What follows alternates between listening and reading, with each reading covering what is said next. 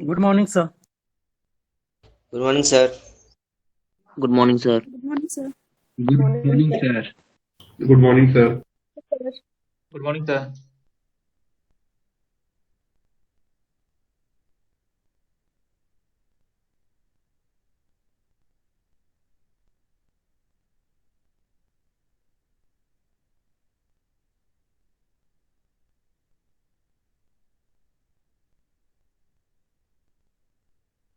Good morning, sir.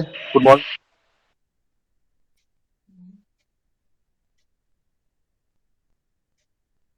Sir mic आपका mute है।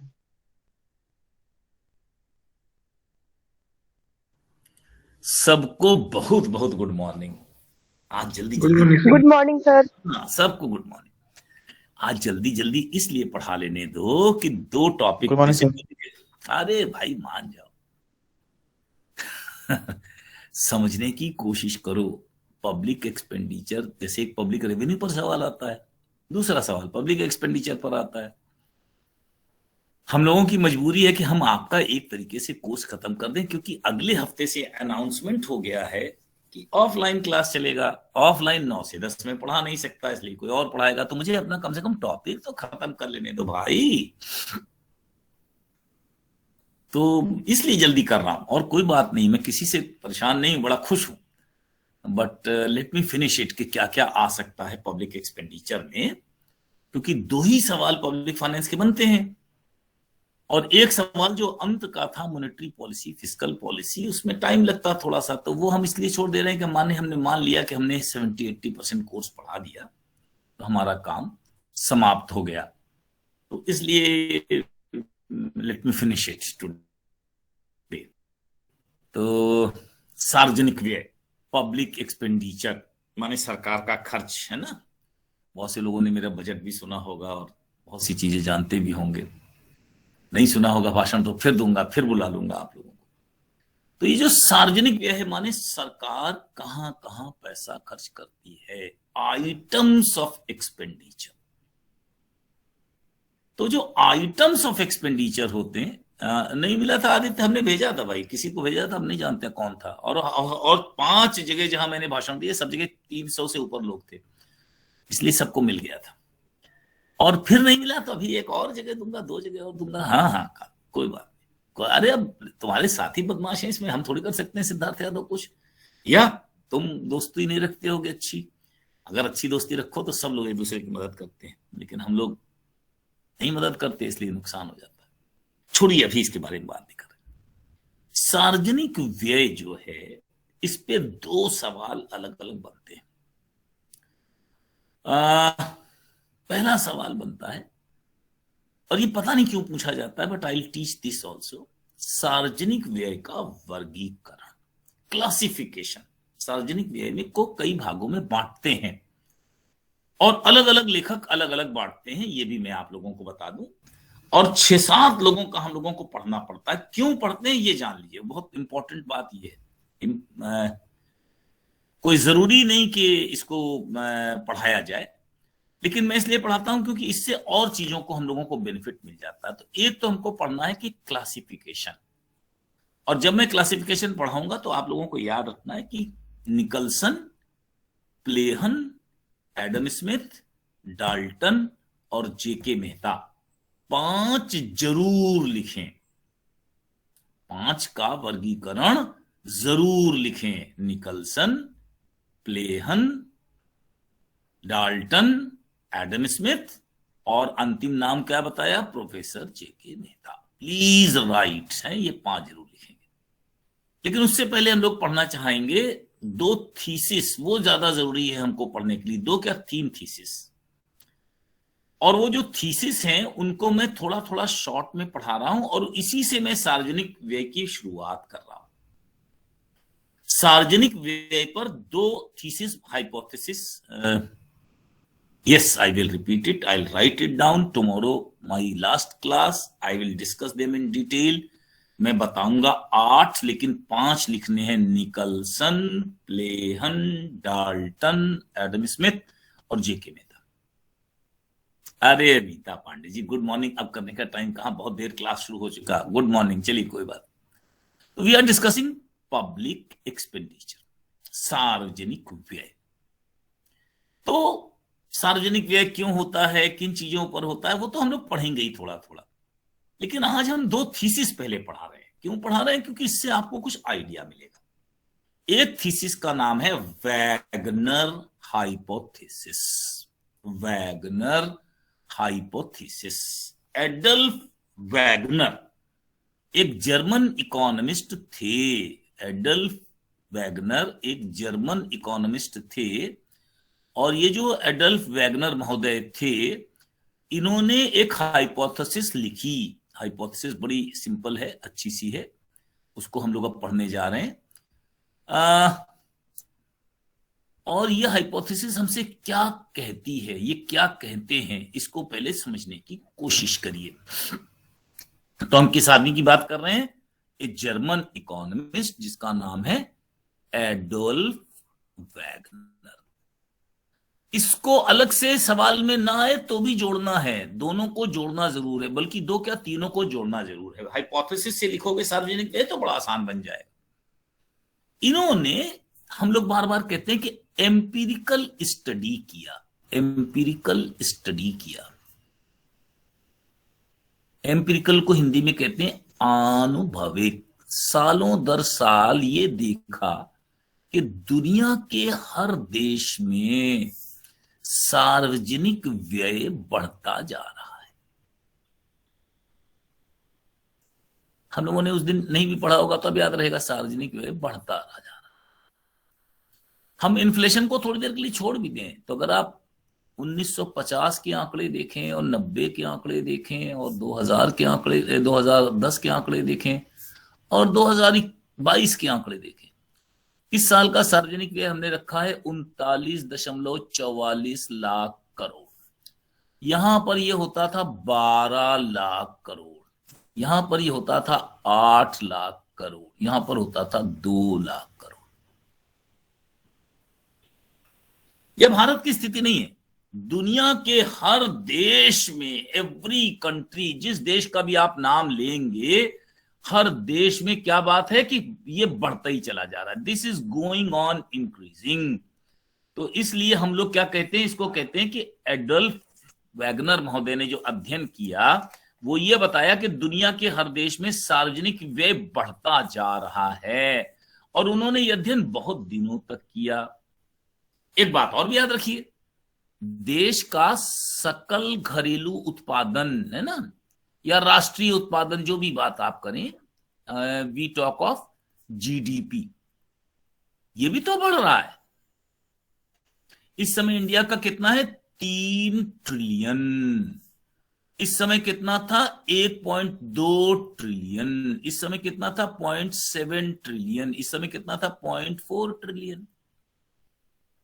तो अगर देश का उत्पादन बढ़ रहा है तो व्यय तो बढ़ना ही है। पहले तो ये समझ लीजिए, इसके बारे में हम बात नहीं कर रहे हैं, लेकिन ये क्या कह रहे हैं, परसेंटेज ऑफ जीडीपी बढ़ता है।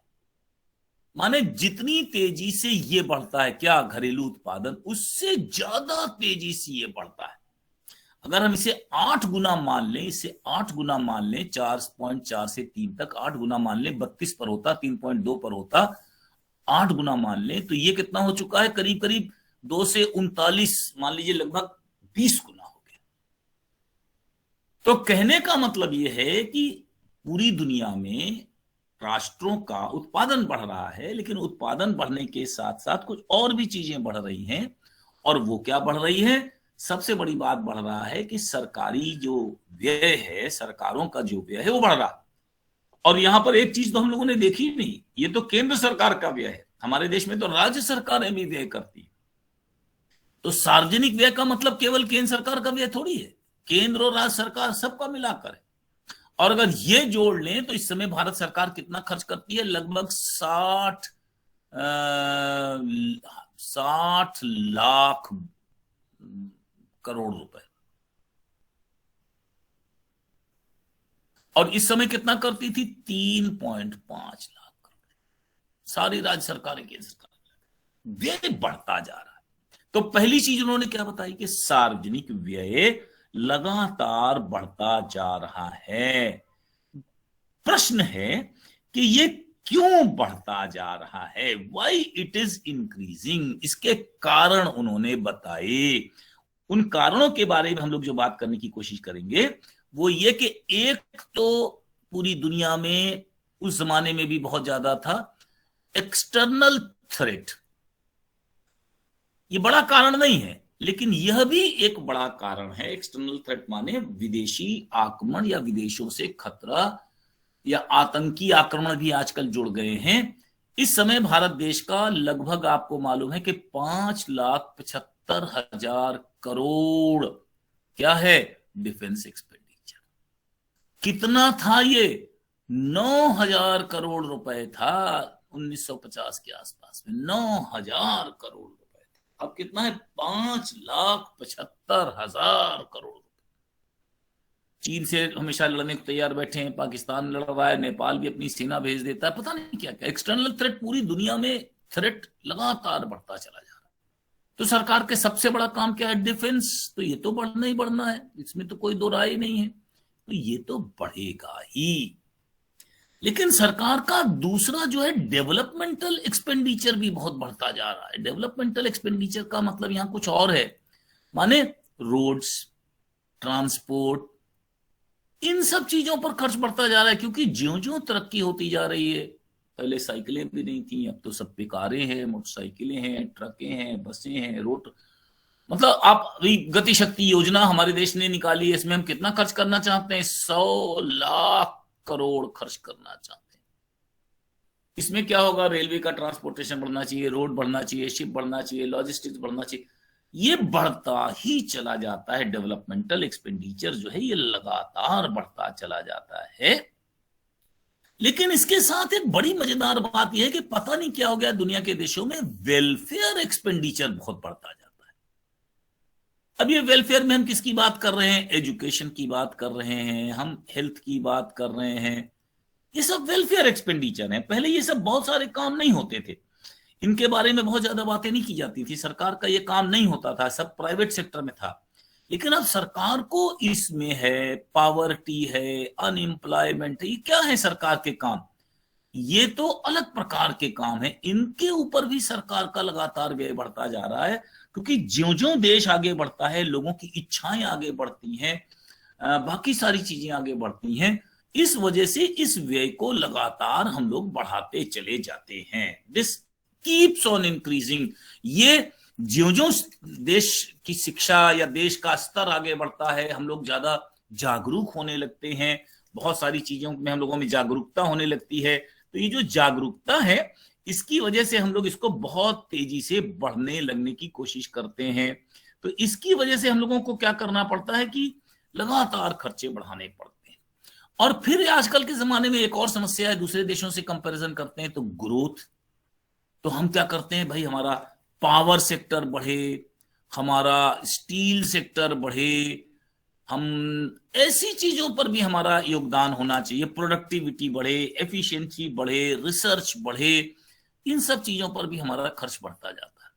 तो धीरे धीरे सरकार का रोल, भूमिका बढ़ती चली जाती है। और ध्यान से देखिए, दोनों चीजें बढ़ती हैं। क्या बढ़ता है? अगर हम समय के संग संग देखें तो जीडीपी भी बढ़ता है। ऐसा नहीं कि जीडीपी नहीं बढ़ता है, जीडीपी भी बढ़ता है। जीडीपी इंक्रीज करने का रेट मान लीजिए ये है। लेकिन जो सरकारी व्यय है, अलग अलग क्यों दिखा रहे हैं? क्योंकि दोनों का जो है वो अलग है मार्जिनल रेशियो। तो इसलिए ये जो इसके बढ़ने की जो रेट होता है, जो स्लोप होता है, वो ज्यादा होता है। ये क्या लिख रहे हैं? Public expenditure. अलग अलग क्यों दिखा रहे हैं? क्योंकि पब्लिक एक्सपेंडिचर जीडीपी से नीचे होता है। अब जीडीपी देश का ज्यादा बड़ा होता है, इसलिए मैंने इसको अलग डायग्राम में दिखाया। अगर एक ही में दिखाना है तो इसको फिर और ऊपर करके नीचे से ले जाना पड़ेगा, लेकिन इसको कभी टच नहीं करेगा। तो जीडीपी और पब्लिक एक्सपेंडिचर दोनों बढ़ रहे हैं, क्योंकि देश में ग्रोथ हो रही है, कैपिटल बढ़ रही है, जनसंख्या बढ़ रही है, सब चीजें बढ़ रही हैं।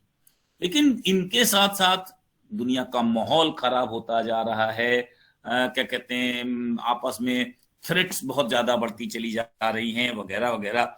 इसलिए हम लोग इसको कहते हैं कि इन चीजों के बढ़ने के कारण धीरे धीरे सरकार को सभी प्रकार के खर्चे बढ़ाने पड़ते हैं। ये एडोल्फ वैगनर की हाइपोथेसिस है। तो इसको हम कहते हैं कि income elasticity of government service is greater than unity. क्या कहते हैं हम? इनकम इलास्टिसिटी, यानी जितनी इनकम बढ़ती है उससे ज्यादा है elastic income elasticity of public expenditure is greater than unity. जितनी तेजी से वो बढ़ेगा उससे ज्यादा तेजी से ये बढ़ेगा, ग्रेटर देन यूनिटी। तो अगर ये 1 से बढ़ेगी तो ये 1 से ज्यादा से बढ़ेगा। बढ़ने के बहुत सारे कारण मैंने आपको बता दिए, इसके उन्होंने और मेथड्स भी लिखे हैं। वैसे भी समझिए, जरूरतें भी बढ़ती जाती हैं। अब ज्यादा शहर बनेंगे, अर्बनाइजेशन जितना ज्यादा होगा उतना ज्यादा हमें सैनिटेशन की व्यवस्था करनी पड़ेगी, उतना ज्यादा हमें सबर्ब्स बनाने पड़ेंगे, बाकी चीजों की क्रिएशन करनी पड़ेगी। तो सोसाइटी में भी चेंज होता जाता है और सोसाइटी के चेंज की वजह से भी हम लोगों को चेंज करने की कोशिश करनी पड़ती है। उसके अलावा नए नए प्रकार की चीजें सरकार को उपलब्ध करानी पड़ती हैं लोगों को। अब जैसे मान लीजिए अभी कोविड आ गया तो खाना पीना भी उपलब्ध कराना पड़ रहा है, and so on and so fourth. लेकिन ये खर्चे अगर एक बार बढ़ गए, असली चीज क्या है समझने की, ये जो खर्चे मान लीजिए बढ़ गए किसी वजह से, मान लीजिए कोई आया, ये बढ़ तो जाते हैं लेकिन फिर ये रुकते नहीं या फिर नीचे नहीं होते। ये सबसे बड़ी खराबी है, दे नेवर कम डाउन। अगर एक बार 39 लाख करोड़ का बजट बना दिया तो अगली बार आपको इससे ज्यादा ही का बजट बनाना पड़ेगा। नहीं तो लोग तुलना करने लगेंगे, अरे पिछली साल तो सरकार ने इतना खर्च किया था, इस साल तो सरकार और कम खर्च कर रही है। तो जो पब्लिक एक्सपेंडिचर की सबसे बड़ी बात क्या है कि इसकी जो इनकम इलास्टिसिटी है, जो आय लोच है, वो ज्यादा तेजी से बढ़ती है। ठीक है ना? इसी से मिलती जुलती एक और थीसिस है। मैं दोनों क्यों पहले पढ़ा दे रहा हूं, इम्तिहान में अगर इसके माध्यम से लिखिएगा तो आपको आसान हो जाएगा। ये कहलाती है वाइजमैन, बुद्धिमान वाइजमैन पीकॉक थीसिस। 2 अर्थशास्त्री हैं, इन लोगों ने ये थीसिस दी है। ये भी बताते हैं कि सरकार का जो खर्च है वो बढ़ता है, लेकिन ये जरा दूसरे ढंग से बढ़ाते हैं। पब्लिक एक्सपेंडिचर क्या कहते हैं कि मान लीजिए ऐसा चला, फिर एकदम से ऐसा हो जाएगा, फिर ऐसा चलेगा, फिर ऐसा हो जाएगा, बढ़ेगा लेकिन झटकों से बढ़ेगा। देखा ना वहां पर क्या दिखा रहे थे हम लोग, वहां पर एक ट्रेंड लाइन दिखा रहे थे। किसमें? वैगनर में क्या दिखा रहे थे? ट्रेंड लाइन बढ़ रहा है, तो यहां पर बढ़ रहा है, यहां से यहां पहुंच रहा है। लेकिन हमारे यहाँ का जो ट्रेंड लाइन था कैसा था? ईयरली। यहां पर ट्रेंड लाइन कैसी है? ये इस ढंग से बढ़ती है, यानी झटके से बढ़ा 2 साल 3 साल, फिर 1-2 साल नहीं बढ़ा, फिर 2-3 साल बढ़ा, फिर झटके से नहीं बढ़ा। इसको कहते हैं वाइजमैन। ये भी कहते हैं कि पब्लिक एक्सपेंडिचर बढ़ता ही बढ़ता है, लेकिन ये एक्सप्लेनेशन कुछ और ढंग से देते हैं। इनका एक्सप्लेनेशन में पढ़ाया जाता है डिटेल से, अभी बहुत ज्यादा नहीं, लेकिन कुछ चीजें बता देता हूं। मान लीजिए कि भारत सरकार का खर्च, थोड़ी देर के लिए मान लीजिए कि 1961 और 62 के आसपास 18,000 करोड़ था, मान लीजिए थोड़ी देर के लिए। 62 में चीन ने आक्रमण कर दिया और हमको अपनी सेनाओं को तैयार करना है और भारी मात्रा में तैयार करना है और गोला बारूद तैयार करना है। तो पता ये चला कि ये हमारा जो खर्चा था एकदम से डिफेंस के कारण ऊपर पहुंच गया।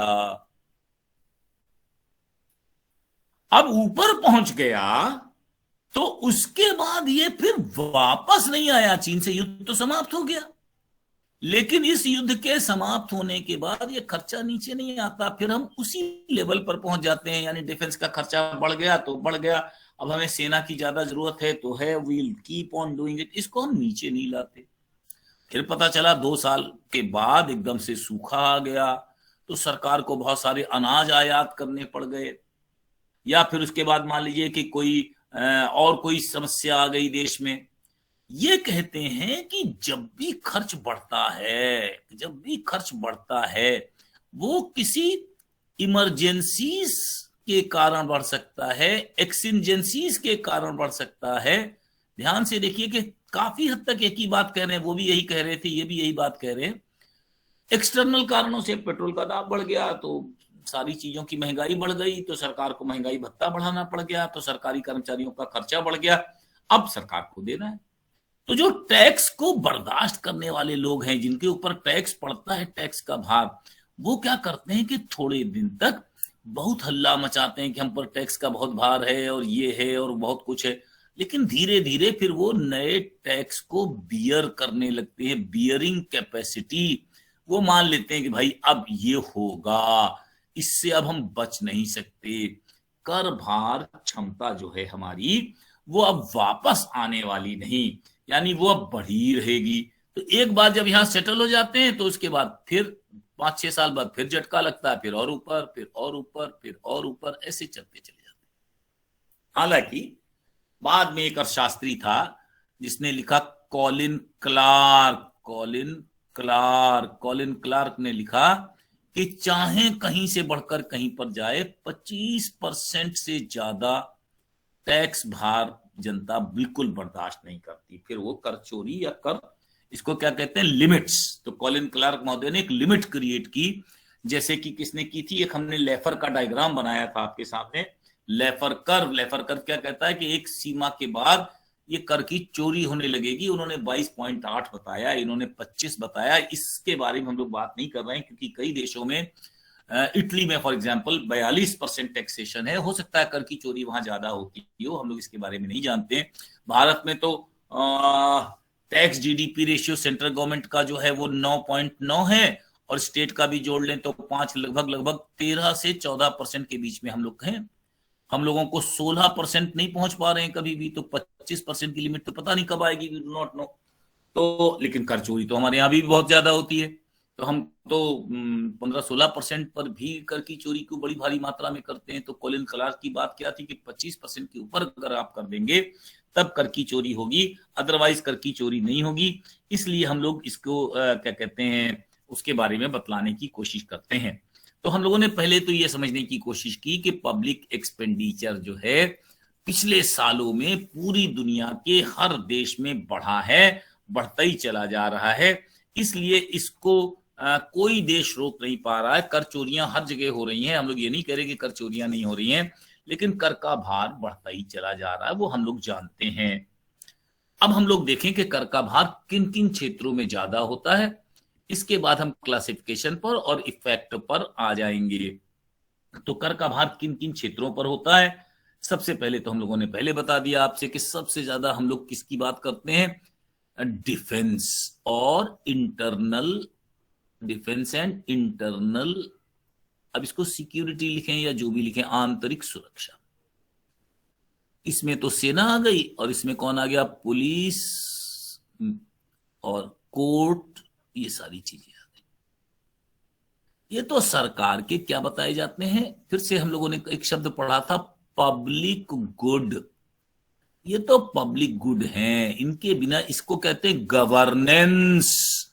अगर यही नहीं होगा तो किसी देश की गवर्नेंस अच्छी नहीं होगी, और गवर्नेंस अच्छी नहीं होगी तो देश में एक प्रकार से असुरक्षा की भावना, इनसिक्योरिटी, ये सारी चीजें बहुत तेजी से बढ़ जाएंगी।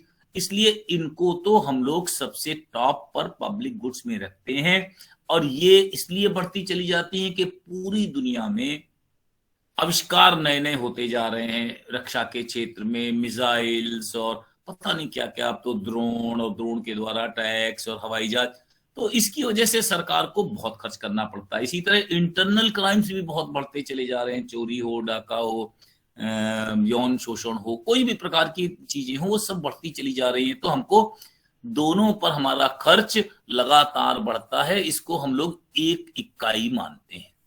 दूसरी इकाई हम लोगों ने कहा था इंफ्रास्ट्रक्चर। इंफ्रास्ट्रक्चर में पहले तो हम लोग केवल कुछ ही चीजें लेते थे।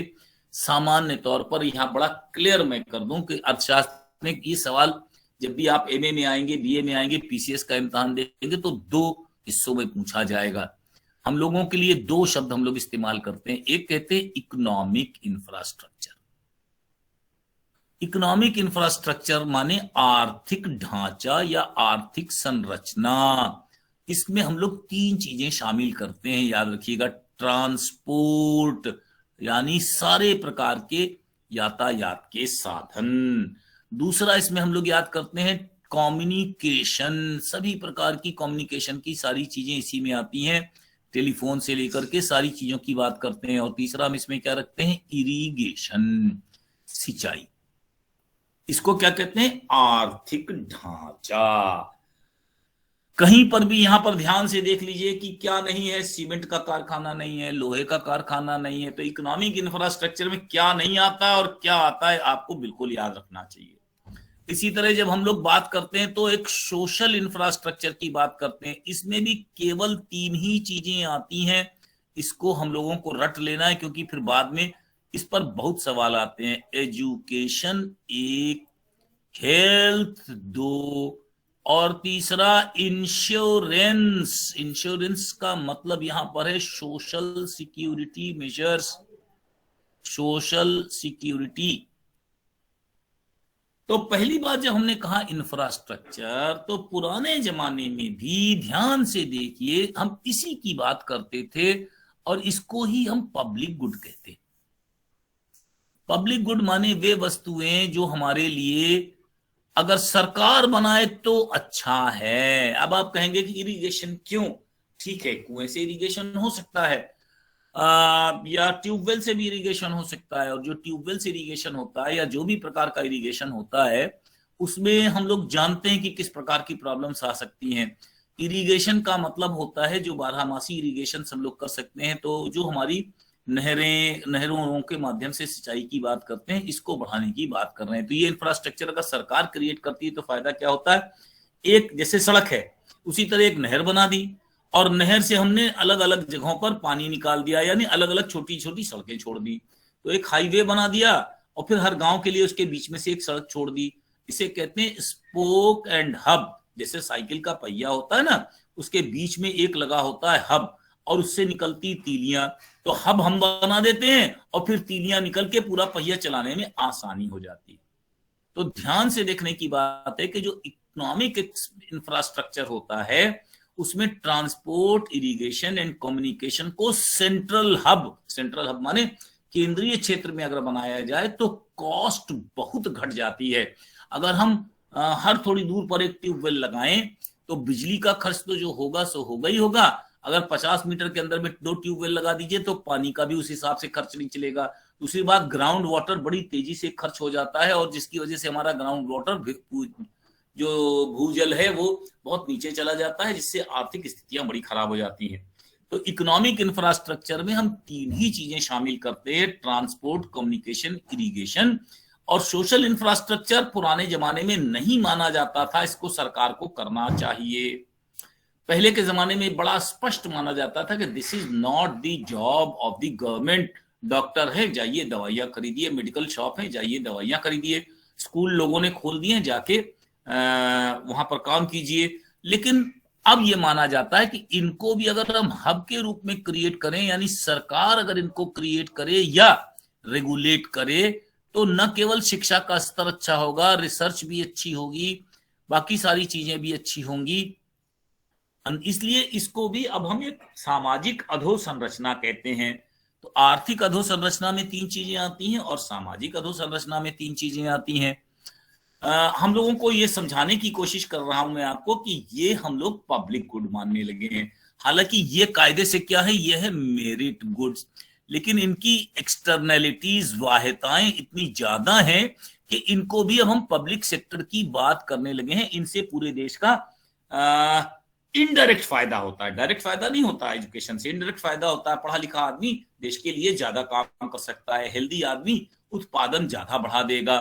और सोशल सिक्योरिटी, यहां पर मैं इंश्योरेंस के बारे में खास तौर पे कहना चाहता हूं।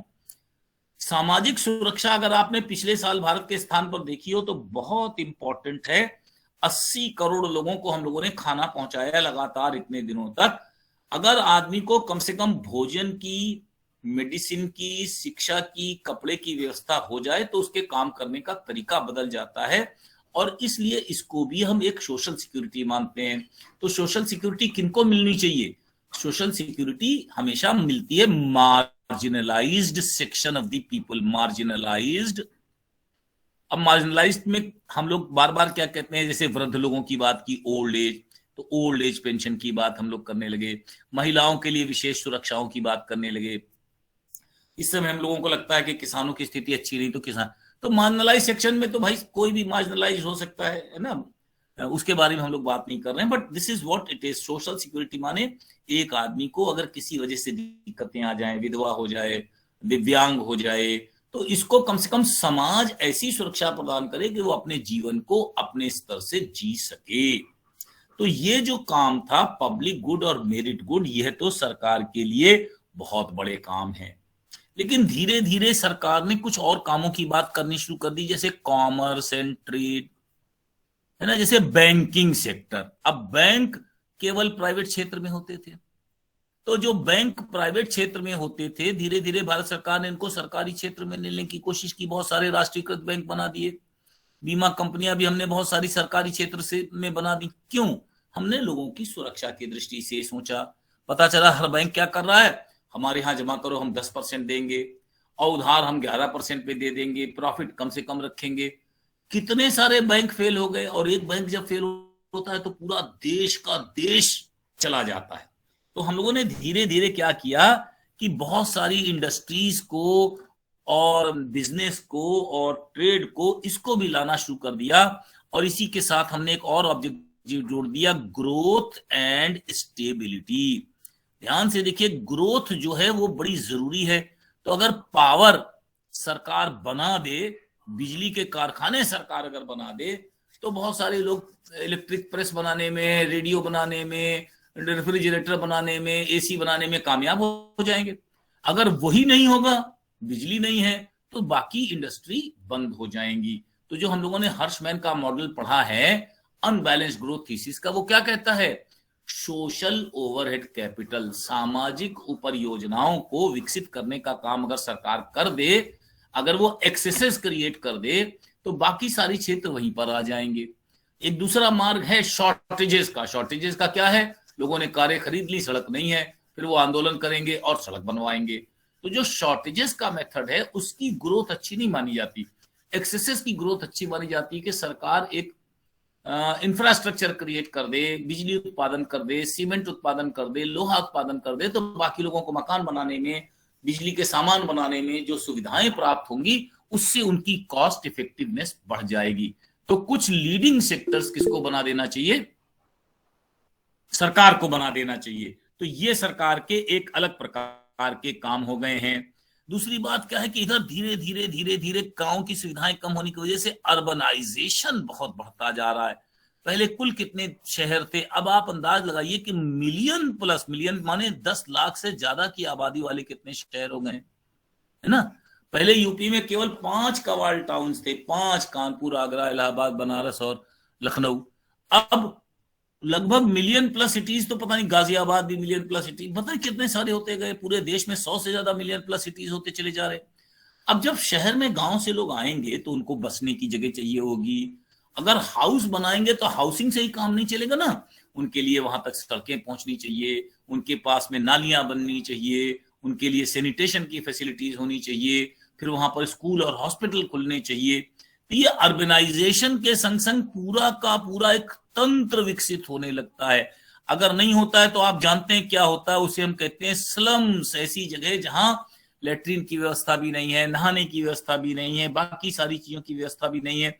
इनकी वजह से भी बहुत ज्यादा अंतर आने लगा है। वैसे भी सरकार का खर्च बढ़ेगा। इन्फ्लेशन तो आप जानते हैं लगातार बढ़ता ही चला जा रहा है। हर साल दुनिया के हर देश में इन्फ्लेशन बढ़ता चला जा रहा है। तो अगर इन्फ्लेशन 5% है तो इस साल जिस चीज पर 100 खर्च कर रहे थे, अगली साल 105 खर्च करेंगे, उससे अगली साल 111 खर्च करेंगे। ये तो अपने आप सरकार, ये कौन सा खर्च है? नॉमिनल खर्च। सरकार जो बजट देती है कौन सी देती है? मुद्रा के रूप में देती है। तो नॉमिनल खर्च तो आपको इसलिए बढ़ाना पड़ेगा क्योंकि सारी चीजें महंगी होती जा रही है, मजदूरी महंगाई होती जा रही है, बाकी सारी चीजें भी महंगी होती चली जा रही है। असली बात ही कुछ और है। असली बात जो है इसको हम लोग इसको समझने के लिए इस प्रकार से समझें कि अब एक एटीट्यूड बदल गया है। एटीट्यूड का मतलब यह है कि लोगों के सोचने का तरीका भी बदल गया है। जैसे पहले मानकर चलिए कि गांव में चरागाह होते थे, बहुत सारी कॉमन प्रॉपर्टी होती थी। कॉमन प्रॉपर्टी मान जो सबकी प्रॉपर्टी है, जिसमें कोई भी आदमी इस्तेमाल कर सकता है, मैदान हुआ करते थे। अब ज्यों ज्यों जनसंख्या बढ़ रही है, असली समस्या तो शायद उसकी है तो कॉमन प्रॉपर्टी एरिया ही खत्म होता जा रहा है। अब सरकार के पास बड़े अजीब अजीब काम आ गए हैं, उसको मैदान बनवाने हैं, उसको पेड़ लगवाने हैं। अब मतलब आप सोचने की कोशिश कीजिए कि एक सिविल सोसाइटी में जो काम शायद हम लोग करते, वो काम भी अब सरकार की जिम्मेदारी है ना, ये भी सरकार का, ना ये भी सरकार का। This should also be digital. हम लोग क्या चाहते हैं, इलाहाबाद यूनिवर्सिटी में हमको वाईफाई फ्री मिले, वाईफाई फ्री मिलेगा तो हम उसका इस्तेमाल कर सकेंगे। ये सारी सुविधाएं रेलवे स्टेशनों पर मिले, कॉमन प्रॉपर्टी के स्थान पर मिले। तो लोगों का एक एटीट्यूड भी बदलता जा रहा है और वो सरकार की ओर ज्यादा से ज्यादा मांग करने की कोशिश करती है, हमारे लिए इसकी व्यवस्था की जाए, इन चीजों की व्यवस्था की जाए, कोटे की व्यवस्था की जाए। तो complete attitude has also been changing.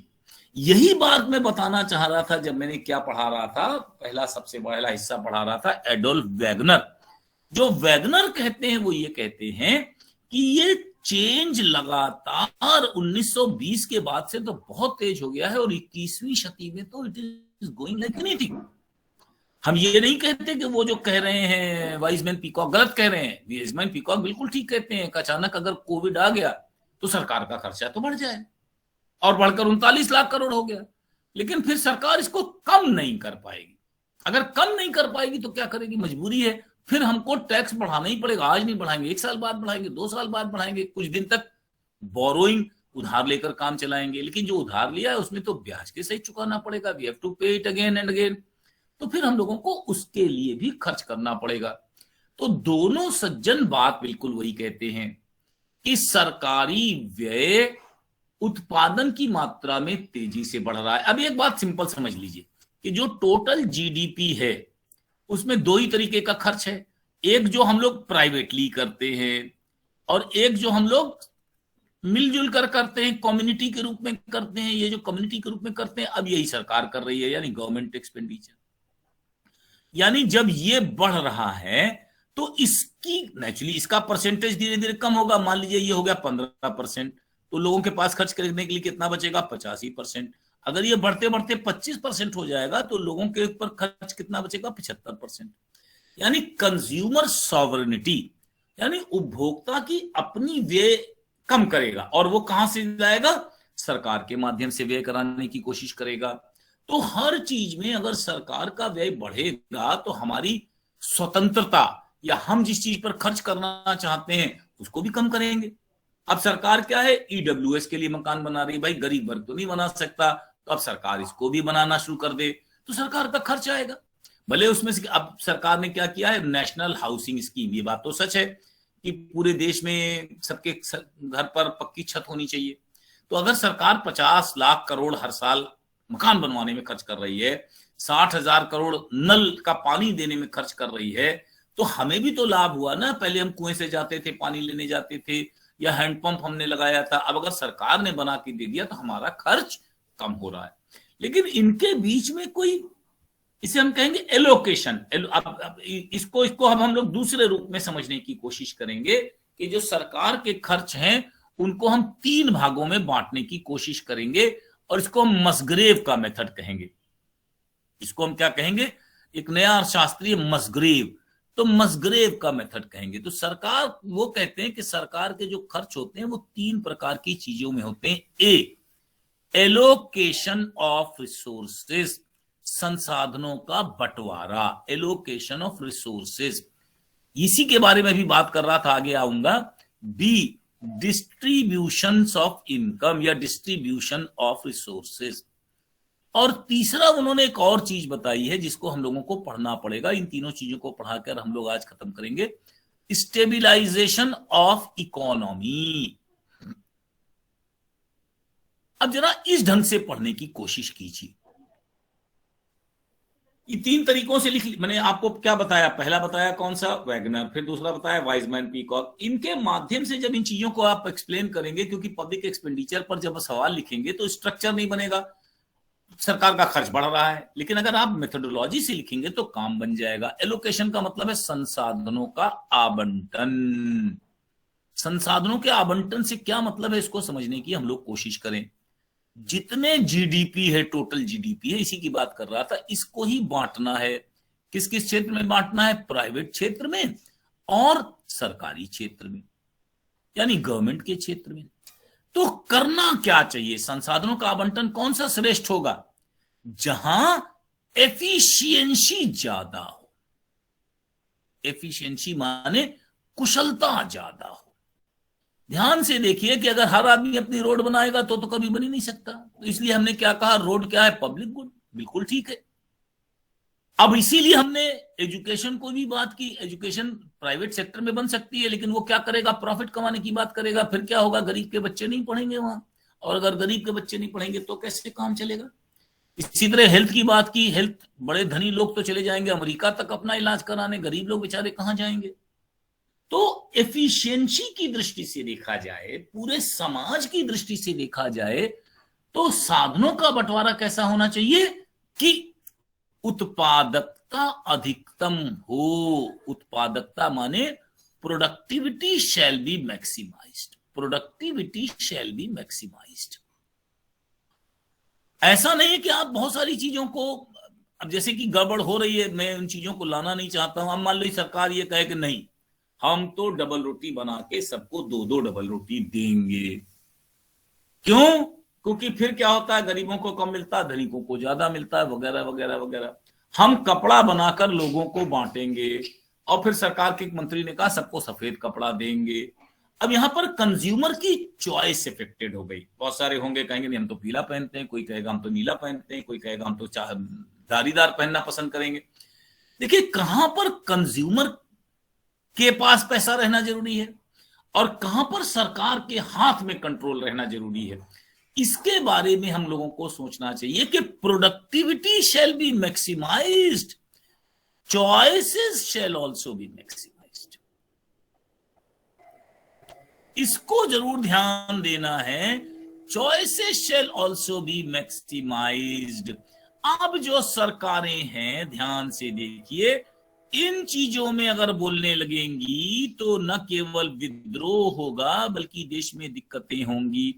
क्या खाएं, क्या पहने, ये सारी चीजों के बारे में हम लोगों को बार बार सोचना पड़ेगा कि सरकार इंटरफेयर करे या ना करे।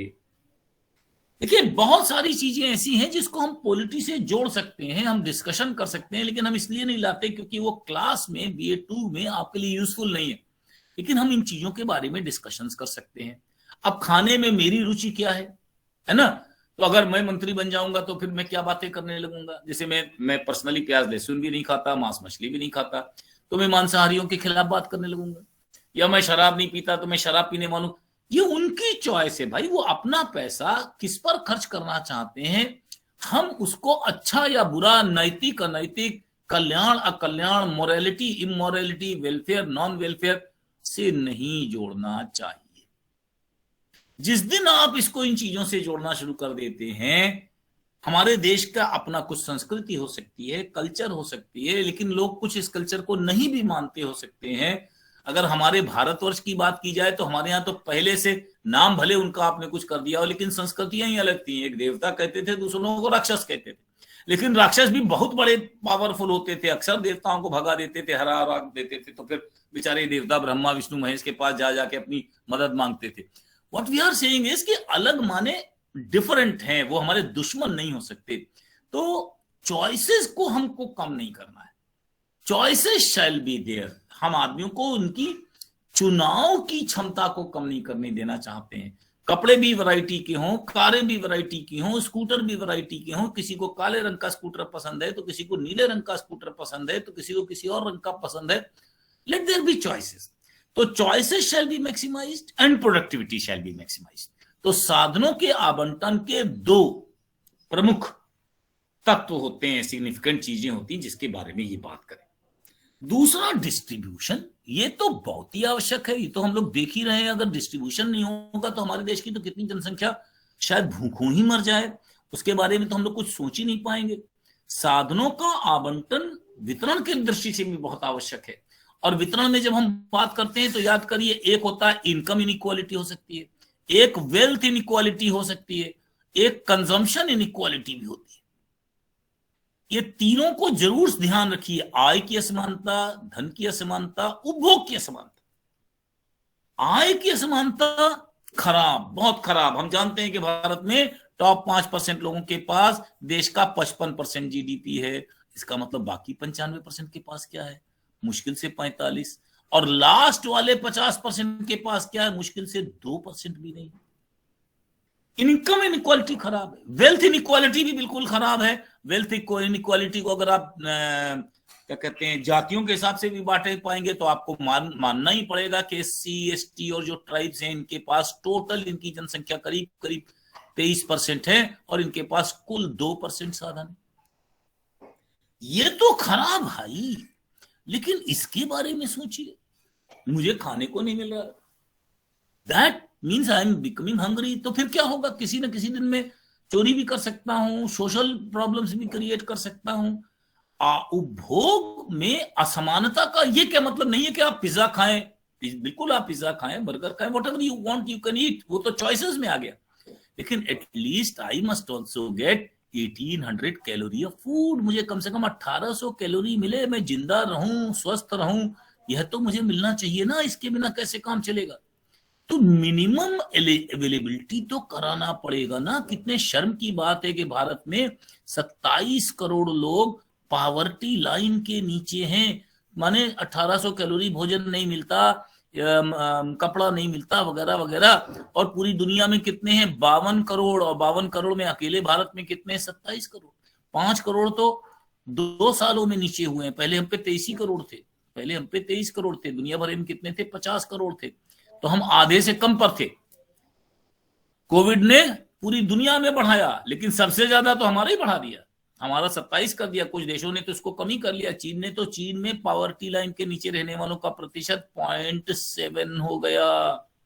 भारत में 27% है। भाई डिस्ट्रीब्यूशन के बारे में भी we have to think again and again and again. ये एक बहुत बड़ी इंपॉर्टेंट प्रॉब्लम है जिसके बारे में हम लोगों को सोचना पड़ेगा। तो डिस्ट्रीब्यूशन ऑफ रिसोर्सेज भी सरकार का काम है। सरकार को यह भी देखना पड़ेगा कि कुछ लोगों को कुछ विशेष सुविधाएं उपलब्ध करानी होंगी ताकि वो भूखे न मरें, मॉल न्यूट्रिशन ना हो, कुपोषित बच्चे न रहें, दिव्यांगजन न पैदा होने लगे, so many thing, medical facilities कुछ ना कुछ मिलती रहे एंड सो मेनी फैसिलिटीज। लेकिन उसने एक और काम भी बताया जिसको कहते हैं स्टेबिलाइजेशन, स्थायित्व। स्थायित्व का मतलब है कि कभी एकदम से ग्रोथ एकदम ऊपर हो गई ट्रेड साइकिल, कभी एकदम से नीचे आ गई। ऊपर जाने में क्या होता है? एम्प्लॉयमेंट बढ़ता है, सेविंग बढ़ती है, आउटपुट बढ़ता है, इन्वेस्टमेंट बढ़ता है। नीचे आने में एम्प्लॉयमेंट घटता है, ये सब चीजें घटने लगती है। ये बड़ा खतरनाक पीरियड होता है। अब कभी कभी मजबूरी में आ गया। मजबूरी में कैसे आ गया? भाई कोविड आ गया तो मजबूरी है। लेकिन बिना कोविड आए भी कभी कभी हमारे देश की ग्रोथ रेट कितनी हो जाती थी? 7% के आसपास चल रही थी, फिर 4.2% हो गई। अब जिस साल 4.2% है तो ग्रोथ तो बिल्कुल नॉमिनल है, क्योंकि जनसंख्या भी हमारी मान लीजिए 1.3% से बढ़ रही है, तो नॉमिनल ग्रोथ आई। 7-8% से क्या होगा? ज्यादातर लोग हम लोग ऊपर की ओर जाने लगेंगे। तो इकोनॉमी में क्या होना चाहिए? स्टेबिलिटी होनी चाहिए। अगर थोड़ा बहुत चेंज है तो कोई बात नहीं। मान लीजिए हमारा ओवरऑल ग्रोथ 6.5% चल रहा है, तो किसी दफे 7.2 हो गया, चलिए ठीक है, किसी दफे 6.2 हो गया, ठीक है। लेकिन किसी दफे 9% हो गया और किसी दफे 2% रह गया, it will create more problems. तो ट्रेड साइकिल को रोकना, इन्फ्लेशन डिफ्लेशन को रोकना, यह भी सरकार का काम होना चाहिए। तो सरकार को इस पर भी व्यय करना पड़ता है। कैसे व्यय करना पड़ता है? जब नीचे की ओर आती है तो सरकार को मौद्रिक नीति और राजकोषीय नीति से बहुत सारे नए काम कराने पड़ते हैं। सरकार को अपने पास से पैसे व्यय करने पड़ते हैं। जब क्या आता है? डिप्रेशन। और जब बूम की स्थिति आती है तो सरकार को अपने को विड्रॉ करना चाहिए। यही चीज को मुझे पढ़ाना था मॉनेटरी पॉलिसी, फिस्कल पॉलिसी के माध्यम से। लेकिन अनफॉर्चुनेटली आप लोग जानते हैं कि सरकार ने, अब सरकार क्या, हमारी यूनिवर्सिटी ने घोषणा कर दी है कि बीए के क्लास भी क्योंकि ऑफलाइन हो जाएंगे फ्रॉम नेक्स्ट वीक। तो मेरे पास तो कल ही का समय बचा है जिसमें मैं क्लासिफिकेशन और एक आध चीजें और बताऊंगा, और आगे की चीजें तो नहीं बता पाऊंगा क्योंकि 9 से 10 का क्लास लेना तो मेरे लिए संभव होता नहीं है। That is not possible for me, क्योंकि मैं 9 का मतलब है कि मैं 8:50 पर घर से निकल जाऊं और मुझे यूनिवर्सिटी में 4 बजे तक रहना पड़ता है, और मैं रिटायर्ड आदमी हूँ, मुझे कोई काम है नहीं, तो मैं क्यों इतनी मेहनत करूं, इसलिए शायद मैं उस काम को नहीं करूंगा। तो मेरा जो है कल का क्लास ही अंतिम हम लोग करेंगे, then we will be seeing कि हम लोग क्या क्या कर सकते हैं, क्या क्या नहीं कर सकते हैं, then we will be able to discuss so many things. तो आज मैंने आपको बता दिया, क्या बता दिया, पब्लिक। हाँ प्रिंस सागर को कुछ बोलना पड़ गया। बताओ प्रिंस सागर क्या हो गया? No sir, nothing. Very good. तो आदित्य जी कल हम पढ़ाएंगे पब्लिक एक्सपेंडिचर। देखिए कोर्स भर का मैंने पढ़ा दिया, इम्तिहान भर का मैंने पढ़ा दिया। अब मुझे कुछ ऐसी चीजें पढ़ानी थी जिस पर एक क्वेश्चन आ सकता है और शायद वो आगे के लिए काम आती, लेकिन मजबूरी है, देखा जाएगा। we'll see what can be done। मैं इतनी सवेरे तो क्लास नहीं ले सकता। I cannot take any class। Excuse me, sir. Excused, निमी बोलिए। Sir, public expenditure and government expenditure are same thing? Yes, wherever we say public, we mean government, जिसके पास obligatory powers हो। पब्लिक माने मिलकर, समूह में खर्च करने का तरीका 2 ही 3 हो सकते हैं।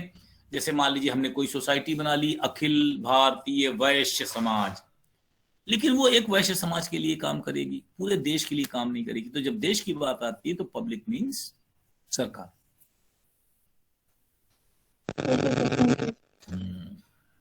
सर। हाँ Akash Pandey, Ashwini sir, in social infrastructure, sir, anything else other than education, health and insurance? नहीं।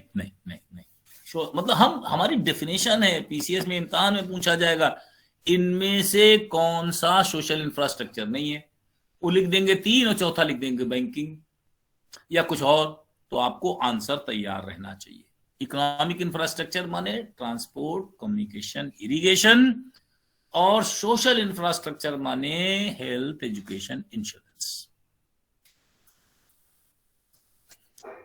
हाँ यादव जी ने एक अच्छी बात कही थी अभी कि आप एक लेते रहिएगा क्लास, हम देखेंगे, सोचेंगे, 1 हफ्ता तो पहले बीच में बीतने देंगे, 1 हफ्ता छुट्टी लेंगे, फिर अगर आप लोगों की इच्छा होगी तो 9 से 10 ले भी लेंगे क्लास सवेरे, ऐसा कोई नहीं है।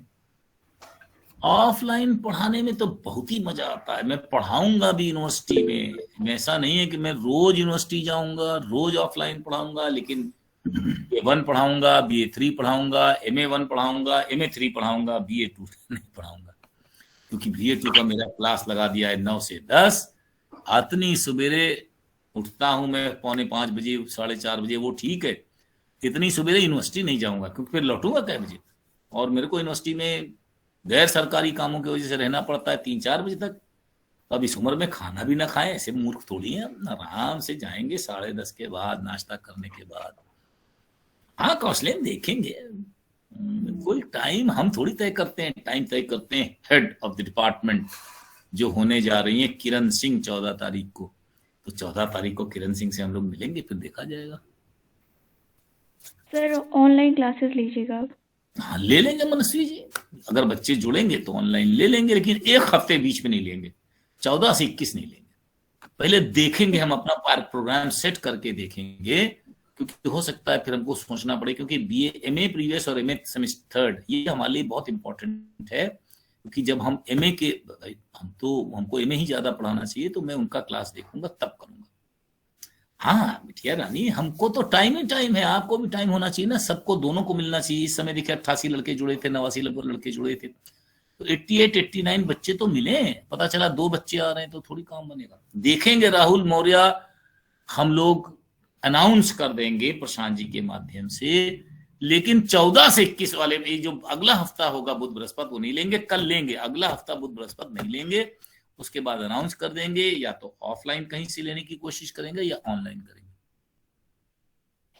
हाँ रीति खरवार, बिल्कुल भैया, श्रद्धा जी, बिल्कुल हमको ऑफलाइन पढ़ाने का बहुत, अरे हम ऑफलाइन ही पढ़ाते हैं, बड़े मूर्ख आदमी, हमको कभी ऑनलाइन पढ़ाने में मजा नहीं आता बिटिया। I will always teach online, offline. मैं वहां रोज जाऊंगा यूनिवर्सिटी, लेकिन जाऊंगा 10:30 के बाद। उसके बाद अगर क्लास लगेगा तो लूंगा, उसके पहले क्लास लगेगा तो नहीं। ठीक है ना? Okay, bye bye, all the best to everybody. Thank you Thank you, sir. Thank you, sir. Thank you, sir.